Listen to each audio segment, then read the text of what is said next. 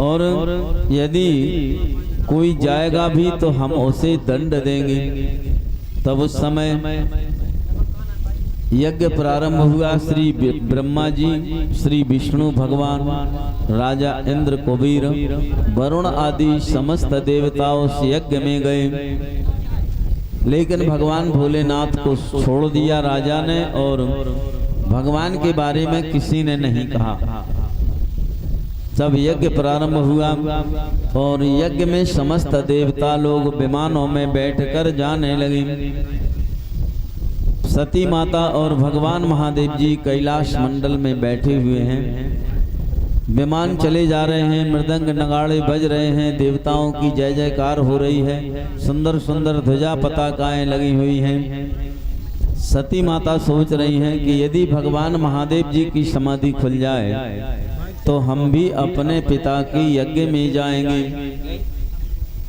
कुछ देर के बाद में भगवान महादेव जी का ध्यान खुल गया और सती माता भगवान के चरणों में विनय करती हैं, हे भोलेनाथ, आप कृपा करके हमारे लिए हमें अपने पिता के यज्ञ में जाने की आज्ञा दीजिए। पदभ्याम दर्शनीय तमो शांते मनो नयनाभिरं रत पद्म श्रेण्यां समनो अर्चये सदा। भगवान की माया से उस यज्ञ में सब देवताओं का भाग लगाया गया, केवल शंकर जी को निमंत्रण नहीं दिया गया, उनका कोई सारोट पटली आदि नहीं रखे।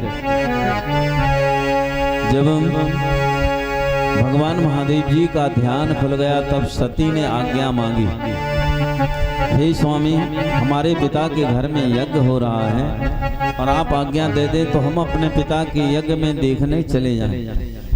भगवान महादेव जी ने कहा, देवी, वहां पर जाने से तुम्हारा भला नहीं होगा, और हे देवी, हम तुमसे यह बात कहते हैं कि विद्या, तपस्या, कुल, खानदान, यश आदि यदि यह किसी अच्छे आदमी को मिले तो वह हमेशा ही अच्छा काम करता है, लेकिन तुम्हारे पिताजी हमसे विमुख होकर और यज्ञ कर रहे हैं, यहाँ पर कोई निमंत्रण भी नहीं भेजा है, यहाँ तक कि कोई नौकर भी यहाँ नहीं आया, इसलिए हमारी तो इच्छा है आप उस यज्ञ में ना जाएं। लेकिन सती माता ने कहा, हे स्वामी, आप तो हमें यज्ञ में जाने की आज्ञा दीजिए, हम तो अपने पिता का यज्ञ देखने जाएंगे। बोलो यज्ञ नारायण भगवान की जय। सती माता जाने लगी।